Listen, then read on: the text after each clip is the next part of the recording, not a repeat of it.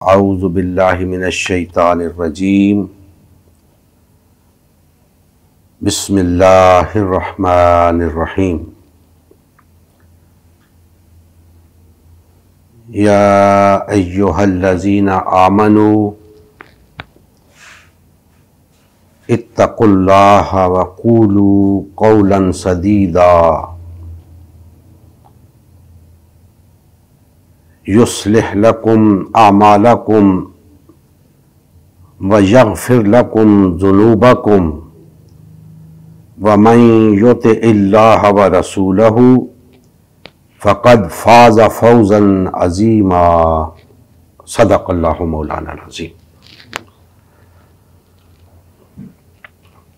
محترم مسلمان بھائیوں،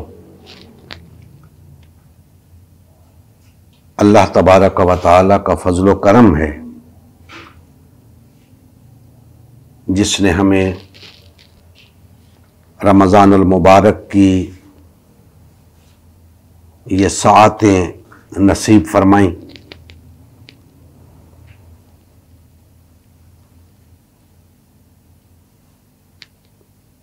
اللہ تعالی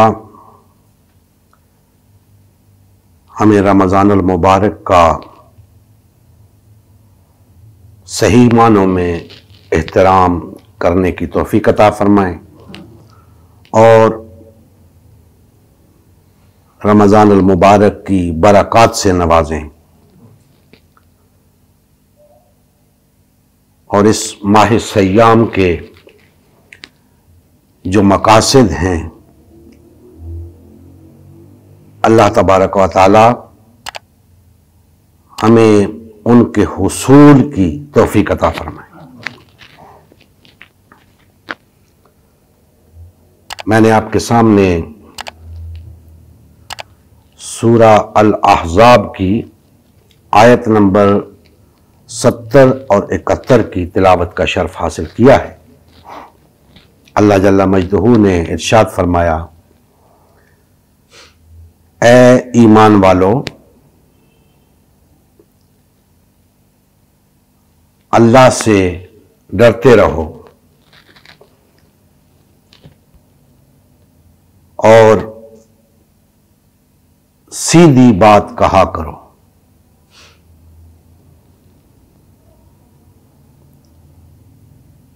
اللہ تمہارے اعمال کو سنوار دے گا، تمہارے گناہوں کو بخش دے گا،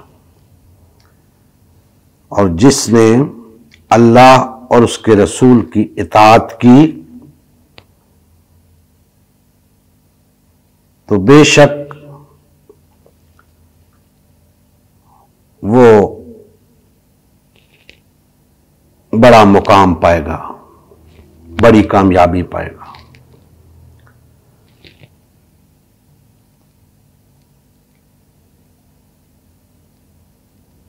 اہل ایمان سے خطاب ہے، اور یاد رکھیں جب بھی اہل ایمان سے خطاب ہوتا ہے تو تین طرح کا خطاب ہوتا ہے۔ یا تو واقعتاً ان لوگوں سے خطاب ہوتا ہے جو حقیقی ایمان والے ہیں، یا مجموعی طور پہ پوری امت سے، پوری جماعت سے خطاب ہوتا ہے، جس میں ایمان والے بھی ہوتے ہیں، منافقین بھی ہوتے ہیں، کمزور ایمان والے بھی ہوتے ہیں، اور یا پھر سیدھا سیدھا منافقین سے خطاب ہوتا ہے۔ اور انہیں بتایا جاتا ہے کہ تم یہ نہ سمجھو کہ تمہارے دعوے ایمان سے تم ہمیں دھوکہ دے رہے ہو۔ نہیں، ایمان تو ایک ایسی چیز ہے جو عمل سے پرکھی جا سکتی ہے، لہذا تم ہمیں دھوکہ نہیں دے سکتے۔ لہذا اپنے معاملات کو درست کرو، اپنے ایمان کو درست کرو۔ تمہیں دائرہ اسلام میں شامل تو کر لیا گیا ہے، لیکن تمہیں نفاق کی بیماری لگی ہوئی ہے، لہذا اپنے آپ کو درست کرو۔ انہیں بھی یا ایھا الذین آمنو کہہ کر مخاطب کیا جاتا ہے۔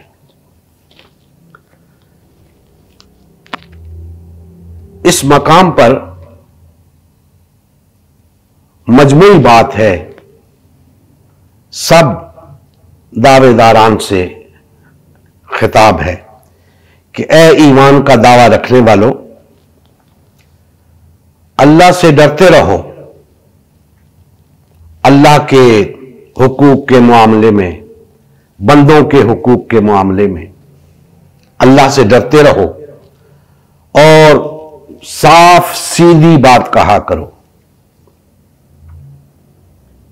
آگے پھر اس صاف بات کہنے کے نتائج اللہ جل مجدہ نے بتائے ہیں کہ اگر تم سیدھی بات کہو گے، سچی بات کہو گے، حق پر مبنی بات کہو گے، تو اللہ تمہاری اس حالت کو بدل دے گا، اللہ تمہاری اس نفاق کی کیفیت کو بدل دے گا، اللہ تمہاری اس کمزوری ایمان کو بدل دے گا اور تمہارے اعمال کو سنوار دے گا جو ضائع ہو رہے تھے تمہارے نفاق کی وجہ سے، تمہاری ایمانی کمزوری کی وجہ سے، پھر اللہ انہیں سنوار دے گا اور تمہاری اس سچائی کی وجہ سے، سیدھی بات کہنے کی وجہ سے اللہ تمہارے صغیرہ گناہ بخش دے گا۔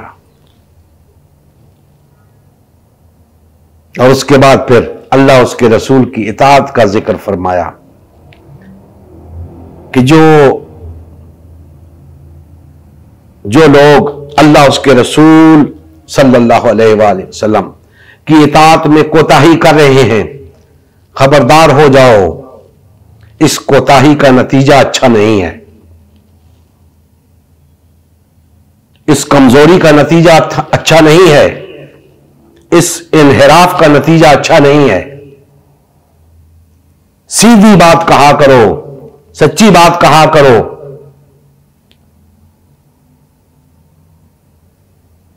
اللہ اس کے رسول کی اطاعت صحیح معنوں میں کیا کرو، یہی بڑی کامیابی ہے۔ دوستان محترم، رمضان المبارک کا مہینہ ہے اور یہ وہ مہینہ ہے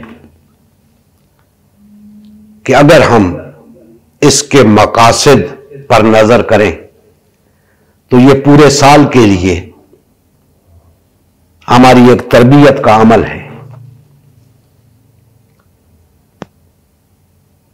اس مہینے کے اندر جو روزے ہم رکھتے ہیں اور اللہ کے حکم سے رکھتے ہیں، وہ ایک ایسی تربیت ہے کہ اگر ہم اس کے ثمرات سمیٹنے لگیں تو ہمیں اتنے فوائد حاصل ہوتے ہیں کہ اول تو ساری زندگی کے لیے وہ ہماری تربیت کا حصہ بن جاتے ہیں، وگرنہ اگلے رمضان تک کافی ہو رہتے ہیں۔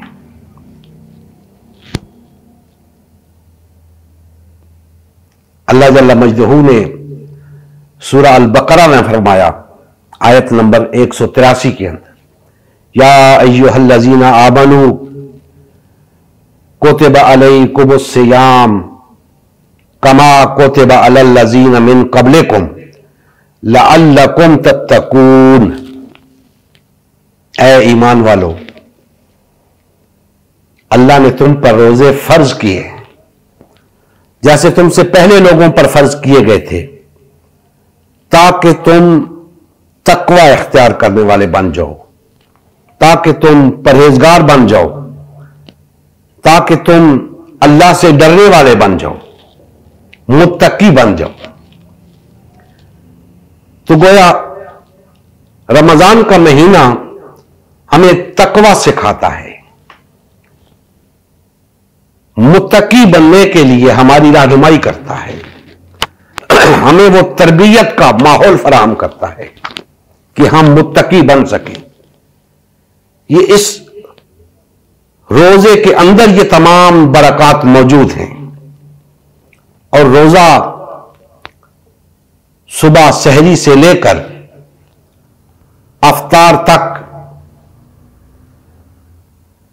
حلال چیزوں کے کھانے پینے سے بھی رک جانا ہے۔ حرام تو ویسے ممنوع ہے نا، تو حلال چیزوں کے کھانے پینے سے بھی رک جانا یہ روزہ ہے۔ لیکن اس کا مقصد فقط بھوکا پیاسا رہنا نہیں، بلکہ اس روزے کی حالت میں ہمیں نہ صرف اپنے اس نفس کو، اس جسم کو ان چیزوں سے روکنا ہے جن سے اللہ جل مجدہ نے منع فرمایا ہے، اور اس کے ساتھ ساتھ حلال کاموں سے بھی منع فرمایا ہے۔ جسم پر سختی زیادہ ہے،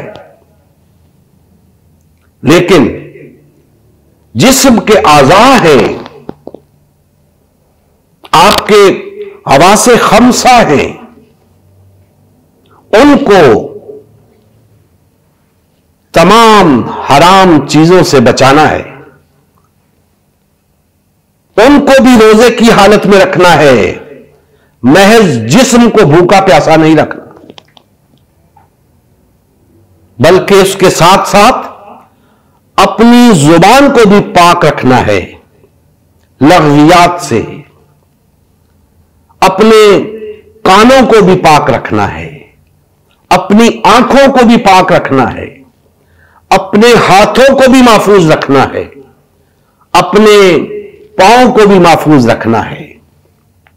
الغرض اس روزے کی حالت میں ایسے رہنا ہے کہ یہ دنیا کی علائشیں آپ کے قریب نہ آ سکیں، تب روزے کے مقاصد حاصل ہوں گے، تب آپ اپنی کردار سازی کر سکیں گے، تب آپ اپنا تزکیہ نفس کر سکیں گے۔ تو گویا تقوی تزکیہ نفس کا نام ہے، تزکیہ نفس اپنی اصلاح کا نام ہے۔ اپنی اصلاح محض بھوکا پیاسا رہنے سے نہیں ہو سکتی، اپنی اصلاح کے لیے دل کو بھی صاف کرنا ہے، دماغ کو بھی صاف کرنا ہے، آنکھوں کو بھی پاک رکھنا ہے، کانوں کو بھی پاک رکھنا ہے، ہاتھوں اور پاؤں کو بھی محفوظ رکھنا ہے۔ اب دوستان محترم، جو آیت مبارکہ زیر بحث ہے کہ اللہ جل مجدہ نے فرمایا، اے ایمان والو سیدھی سچی بات کہا کرو۔ یہ سیدھی سچی بات، یہ قول سدید کیا ہوتا ہے؟ صاف ستھری بات، سچی بات، حق پر مبنی بات، جس میں منافقت نہ ہو، جس قول میں حق کو چھپایا نہ جائے، جس قول میں تصنع نہ ہو، بناوٹ نہ ہو، جس قول میں دروغ گوئی نہ ہو، جھوٹ نہ ہو، جس قول میں دھوکہ اور فریب نہ ہو، جو بالکل صاف ستھرا ہو، دجل اور مکر نہ ہو، سیدھا قول ہو، سیدھی بات ہو، سچی بات ہو. تو اللہ جل مجدہ نے فرمایا کہ یہ سچی بات، یہ قول سدید آپ کی زندگی میں تبدیلی پیدا کر دے گا. ایسی تبدیلی کہ اس سے آپ کے اعمال سنور جائیں گے اور گناہ دھلتے جائیں گے اللہ کے فضل و کرم سے. دوستان محترم، یہ قول سدید آج اگر ہم اپنی زندگیوں کا جائزہ لیں، اپنے ساتھ ساتھ اپنے تمام مسلمان بھائیوں کی زندگیوں کا جائزہ لیں، تو ہمیں ہر طرف الا ماشاء اللہ جھوٹ اور افتراء نظر آتا ہے، غلط بیانی نظر آتی ہے، منافقت نظر آتی ہے،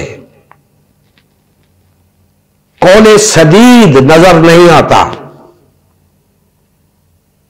کیونکہ جب آپ سچی بات کہیں گے، حق بات کہیں گے،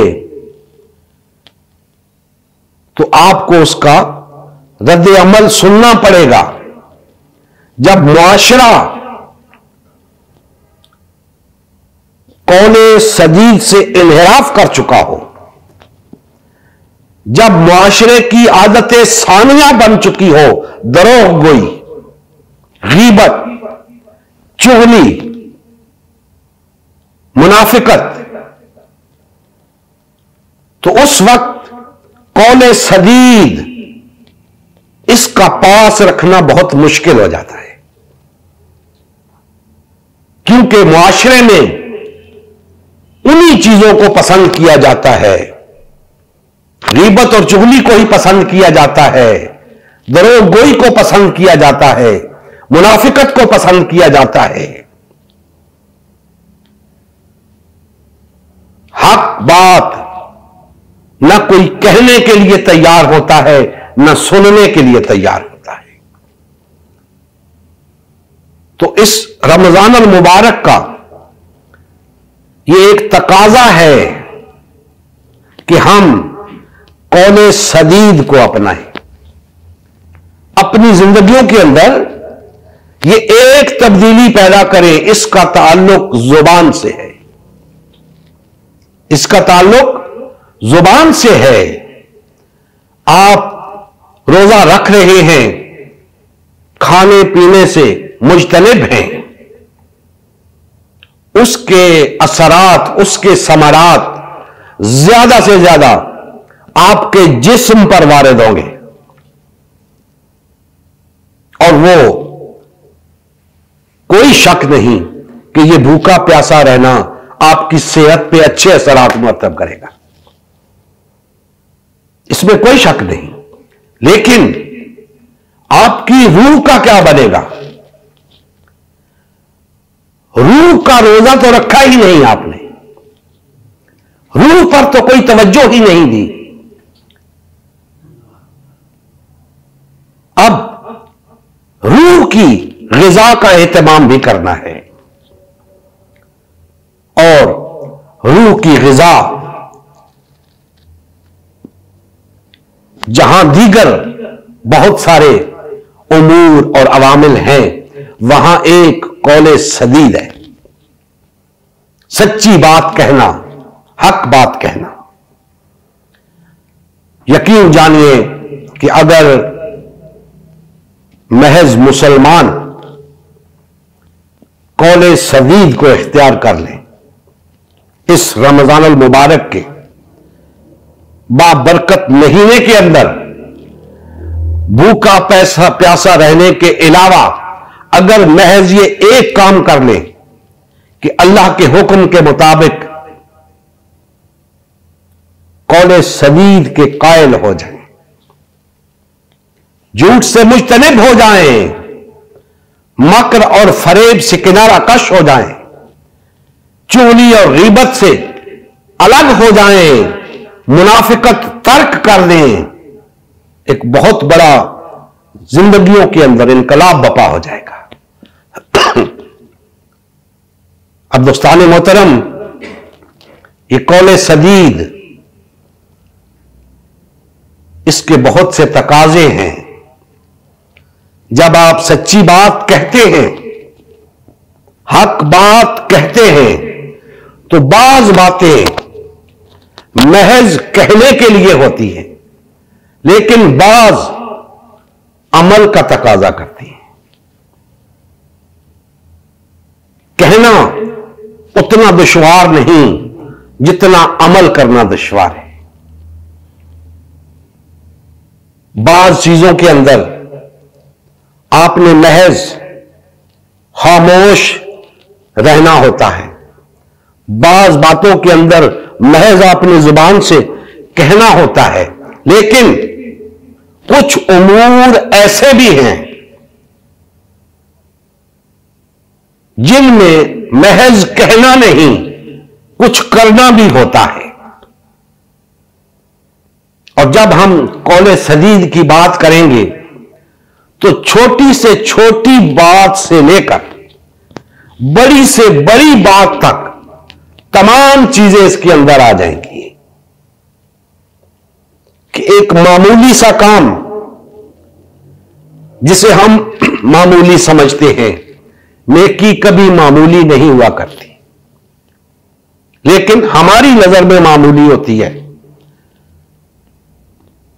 اس کے لیے بھی حق بات کہنا قول سدید ہے، اور اللہ کو اپنا الہ تسلیم کرنا یہ بھی قول سدید ہے،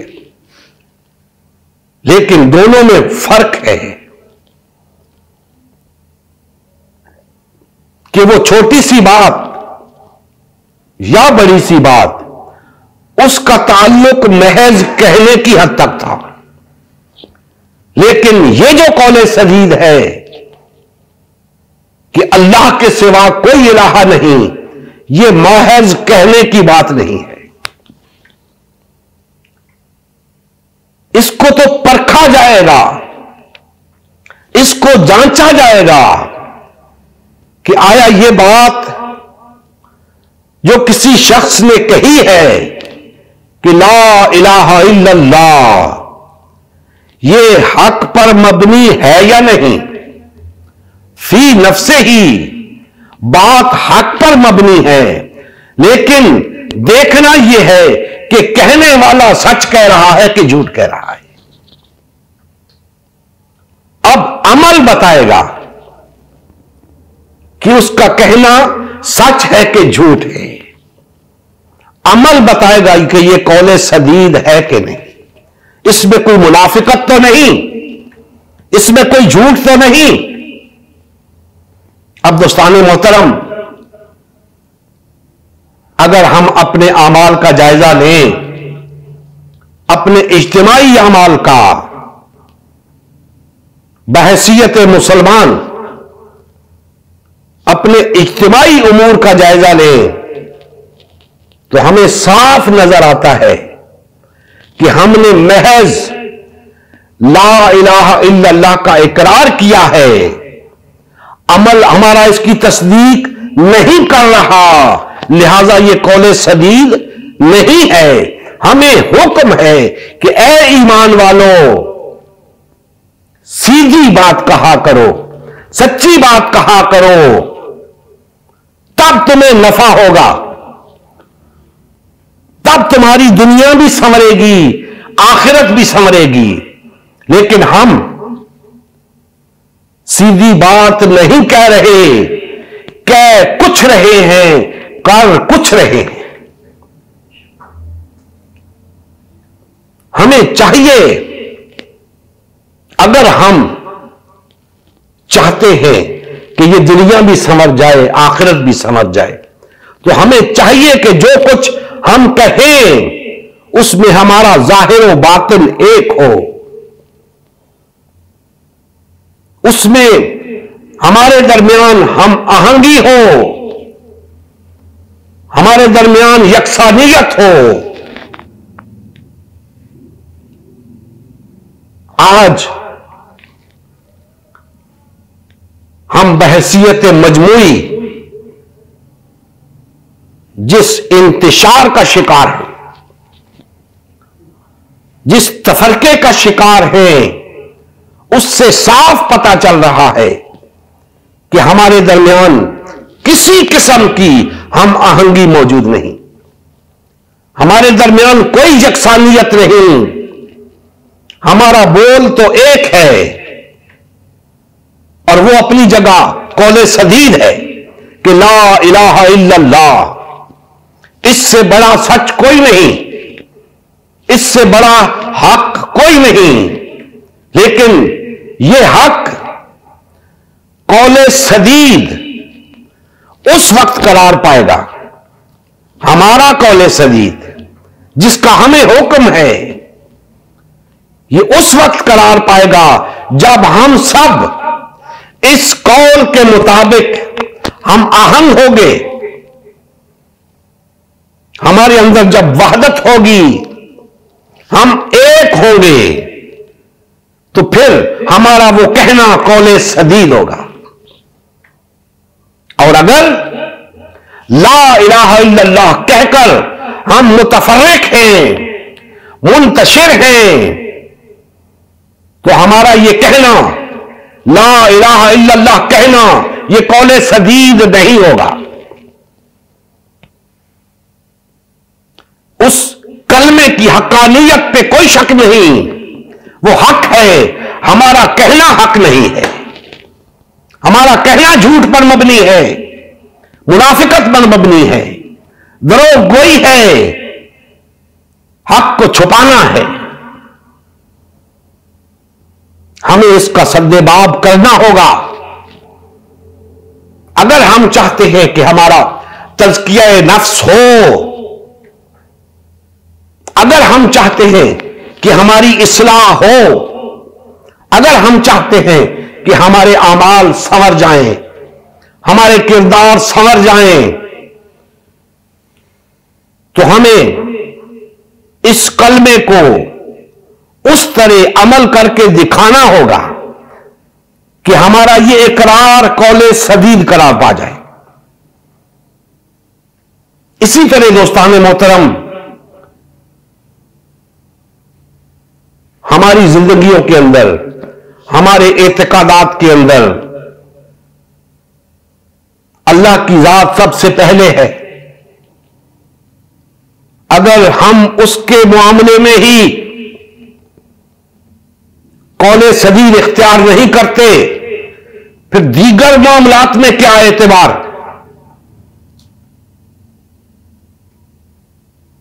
پھر ہمارا یہ دعویٰ کہ ہمارا دین اسلام ہے،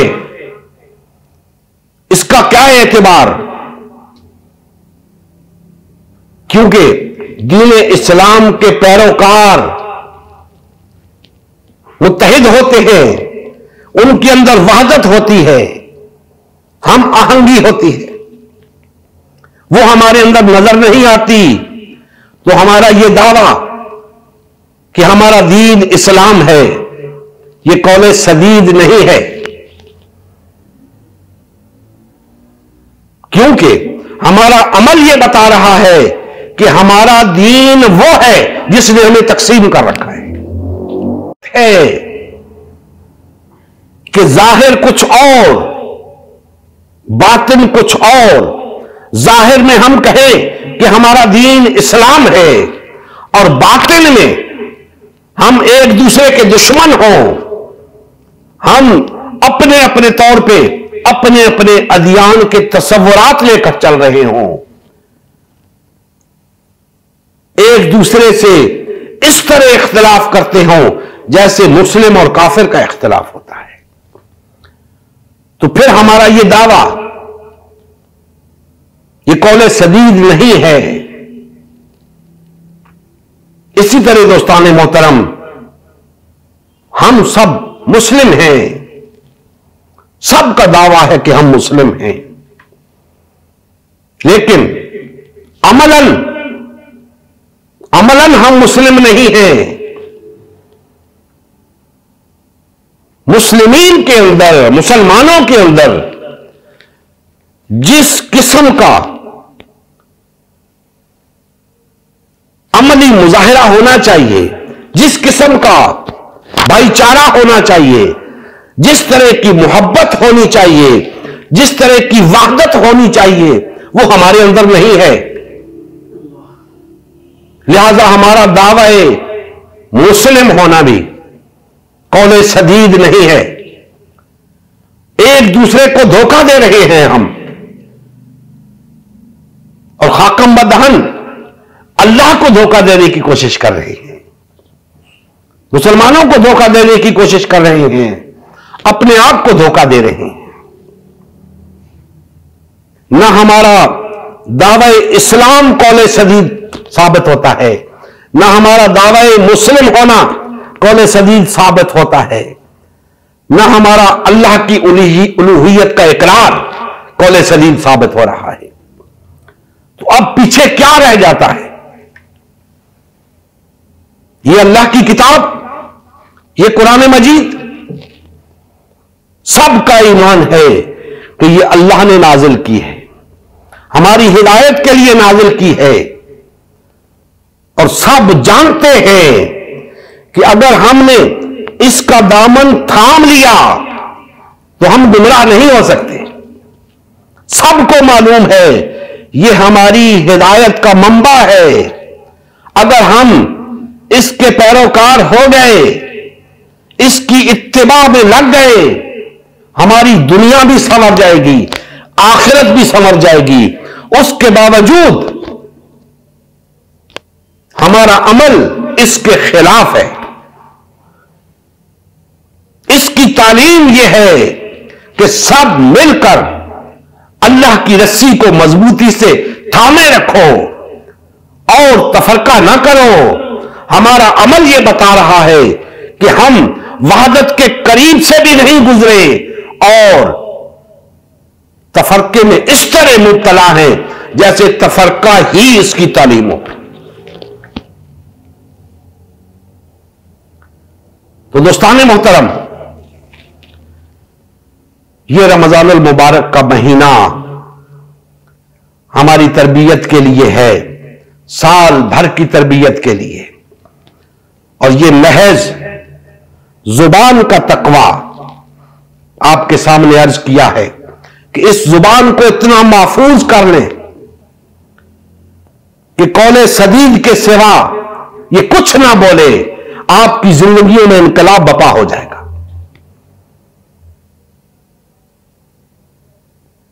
آپ کی زندگیوں سے منافقت ختم ہو جائے گی،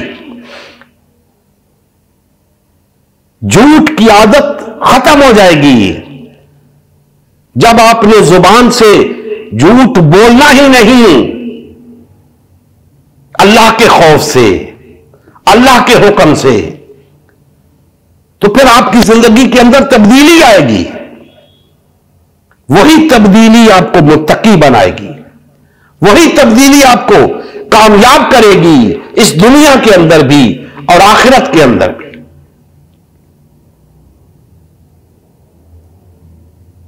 دوستان محترم، یہ اللہ کا خوف، یہ اللہ کا ڈر، یہ یہی ہے کہ ہم اس کے احکامات کے پابند ہو جائیں، کہ اس کے احکامات سے انحراف ہماری تباہی کا موجب ہے، ہماری گمراہی کا موجب ہے، اس کے عذاب کا موجب ہے. تو اس کے احکامات کی پابندی کرنی ہے، اور اس کے احکامات کی پابندی فردن فردن نہیں کرنی. اگر اس کا ڈر دلوں کے اندر آ جائے تو ہماری انفرادیت ختم ہو جائے، ہم اکٹھے ہو جائیں، بھائی بھائی بن جائیں، ہمارے اندر وحدت پیدا ہو جائے، ہم ایک سیسا پلائی ہوئی دیوار بن جائیں. لیکن افسوس کہ ہمارے دلوں کے اندر اس کا خوف نہیں ہے، اس کا ڈر نہیں ہے. اور ہم جو چاہتے ہیں کرتے ہیں.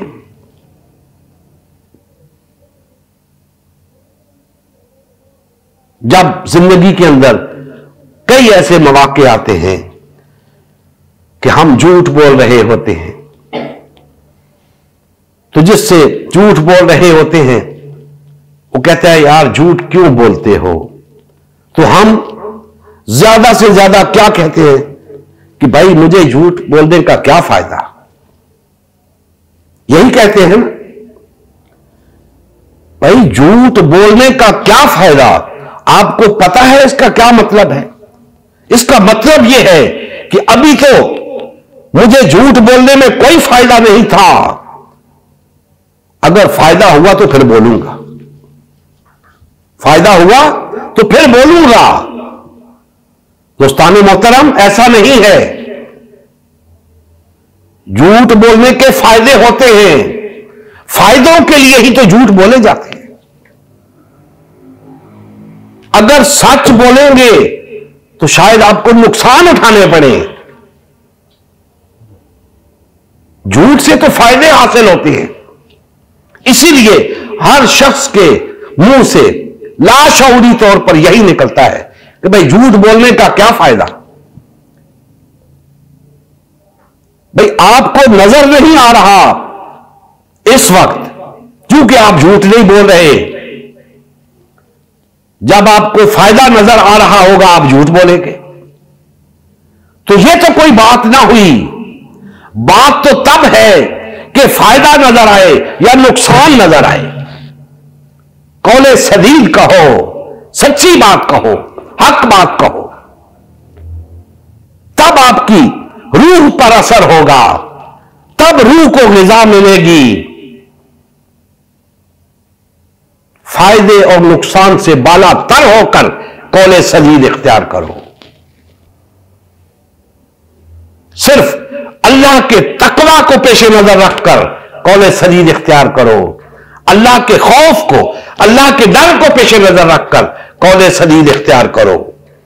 اس میں چاہے جان چلی جاتی ہے چلی جائے، حق بات سے نہیں پھرنا. لیکن افسوس ہمارے ہاں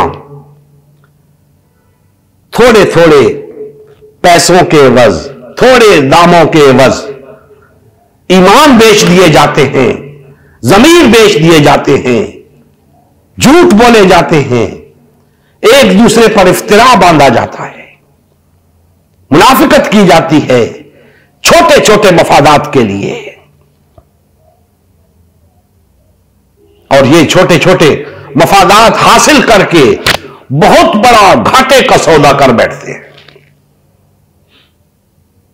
دوستان محترم، یہ زندگی بہت مختصر ہے، چند روزہ زندگی ہے. اس کے مفادات کے لیے آپ اخروی زندگی کو قربان کر دیتے ہیں، آپ وہ دائمی فوائد قربان کر دیتے ہیں. افسوس کا مقام ہے. ہمیں اس کتاب ہدایت سے سبق لینا ہے، رجوع کرنا ہے اس کی طرف. اور یہ تو پکار پکار کے کہہ رہی ہے کہ ہے کوئی اپنی اصلاح کرنے والا، ہے کوئی ہدایت کا طالب، آئے میری طرف رجوع کرے. ہدایت پا جائے گا، ہدایت یافتہ بن جائے گا. لیکن ہم مفادات کے مارے ہوئے، اغراض کے مارے ہوئے ہم منافقت کرتے جا رہے ہیں، اپنے آپ کو دھوکہ دیتے جا رہے ہیں، اپنی دنیا اور آخرت برباد کرتے جا رہے ہیں. دوستان محترم، ہمیں رجوع کرنا ہے اللہ اور اس کے رسول کی طرف، قرآن کی طرف. اور آج کی اس نشست کا سبق یہ ہے کہ ہم قول سدید اختیار کریں، جھوٹ اور کذب سے مجتنب ہو جائیں، چغلی اور غیبت سے محفوظ رہیں، منافقت کو ترک کر دیں.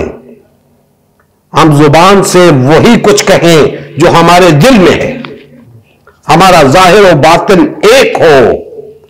جو کچھ ہیں وہی نظر آئیں، ہمارے اندر کوئی بناوٹ نہ ہو، کوئی تصنع نہ ہو، جیسے بھی ہیں ویسے ہی نظر آئیں، اپنے آپ کو کچھ بنا کر پیش نہ کریں، جو ہیں وہی نظر آئیں، اور کمزور ہیں تو اپنی کمزوریاں دور کریں۔ زبان کے گناہوں سے نہیں بچ رہے تو بچنے کی کوشش کریں۔